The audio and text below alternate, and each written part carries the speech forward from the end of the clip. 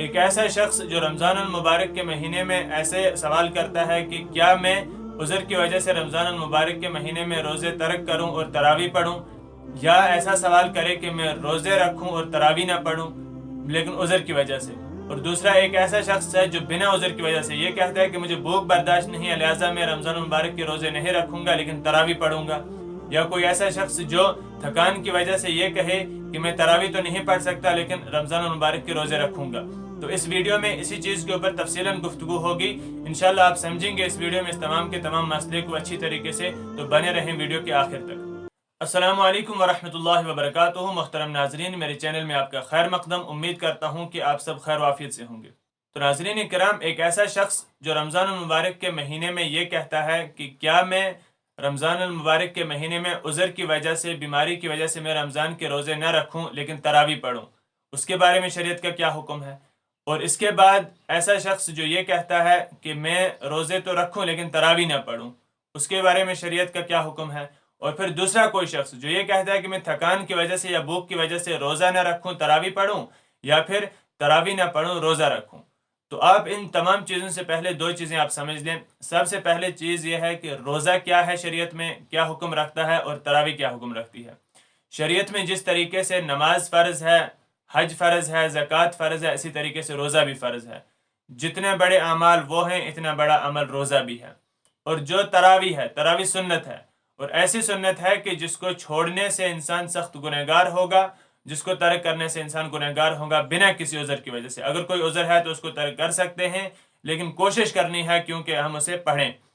تو سب سے پہلے جو شخص یہ سوال کر رہا تھا کہ میں عذر کی وجہ سے میں رمضان المبارک کے روزے نہیں رکھ پاتا ہوں، تو اس کا عذر دیکھا جائے گا۔ اگر واقعتاً اس کا ایسا عذر ہے کہ اس کی بیماری کے بڑھنے کا اندیشہ ہے، یا اس روزے کی وجہ سے وہ زیادہ پریشان ہوگا، اس کی بیماری بڑھ جائے گی، تو شریعت اسے حکم دیتی ہے، شریعت اسے اس چیز کا راستہ دکھاتی ہے کہ آپ ان دنوں میں روزہ ترک کر دیں اور آئندہ اس کی قضا کریں، آئندہ یہ روزے مکمل کر لیں۔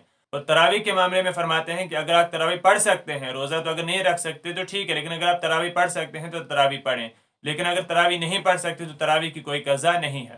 اور ایک ایسا شخص جو یہ کہتا ہے کہ میں تراویح تو نہیں پڑھوں گا لیکن روزہ رکھوں گا، تو روزہ فرض ہے، روزہ وہ رکھ رہا ہے، گویا فرض ادا کر رہا ہے، لیکن ایسی کوئی اس کے پاس کوئی ایسا عذر ہے، کوئی ایسی بات ہے، کوئی ایسی بیماری اس کی وجہ سے تراویح نہیں پڑھ سکتا، وہ اتنا اٹھ بیٹھ نہیں سکتا ہے کیونکہ وہ اس میں ایسی کوئی پریشانی ہے، کوئی ایسی بیماری ہے، تو گویا شریعت اسے بھی اجازت دیتی ہے کہ آپ جو ہے تراویح ادا نہ کریں۔ آپ کے پاس اگر کوئی واقعتاً عذر ہے، جسے ہم عذر کہیں گے، یہ نہیں کوئی بہانہ بازی کر کے، تو گویا ان دونوں اشخاص کے لیے شریعت جو ہے رخصت دیتی ہے جو روزہ نہ رکھ پائیں لیکن کوئی ایسی بیماری ہو جو قابل قبول ہو، یا تراویح نہ پڑھ پائیں، کوئی ایسا عذر ہو، کوئی ایسی بیماری ہو جو قابل قبول ہو۔ اور ایک ایسا شخص جو محض تھکان کی وجہ سے، محض بھوک کی وجہ سے یہ کہے کہ میں روزہ نہیں رکھتا لیکن تراویح میں برابر پڑھتا ہوں، تو اس کے لیے شریعت کا کوئی بھی رخصت نہیں ہے، اسے روزہ ہر حال میں رکھنا ہے۔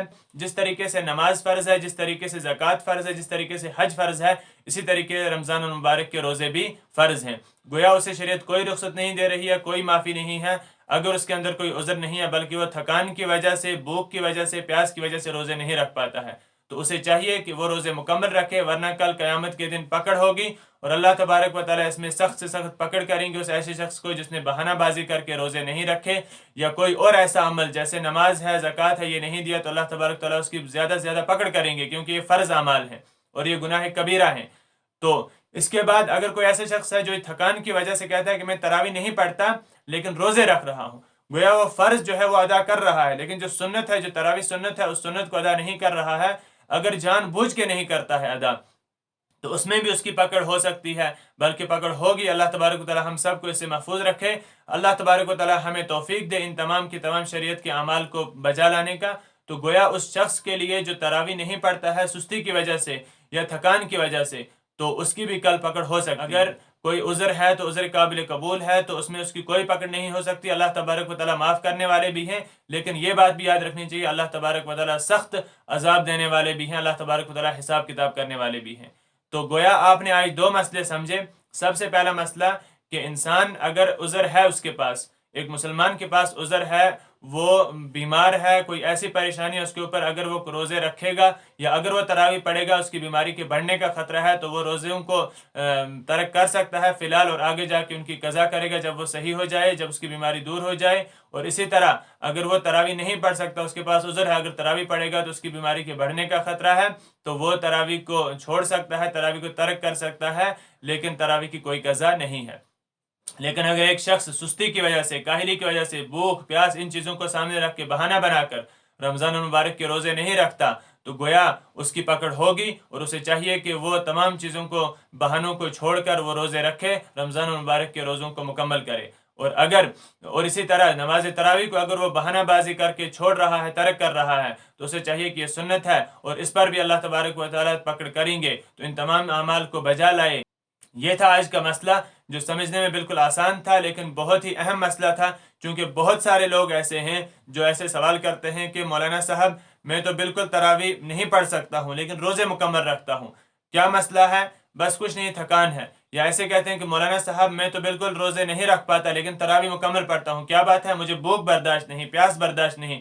تو روزہ نام ہے بھوک پیاس ان تمام چیزوں کو برداشت کرنے کا، جب ہمیں وہ برداشت نہیں تو پھر روزہ کسے کہیں گے؟ تو لہٰذا ان تمام چیزوں کو، ان تمام بہانوں کو ترک کر کے روزہ رکھنا ہے، تراویح پڑھنی ہے۔ اللہ تبارک تعالیٰ ہمیں سننے کے ساتھ عمل کی توفیق عطا فرمائے۔ اگر ویڈیو پسند آیا ہو تو صدقہ جاریہ کے طور پر دوسروں تک بھی شیئر کریں، اور اگر چینل پر نئے ہیں تو چینل کو سبسکرائب کریں، پیج کو فالو کریں۔ ملتے ہیں اگلے ویڈیو میں، تب تک کے لیے اللہ حافظ۔ السلام علیکم ورحمۃ اللہ وبرکاتہ۔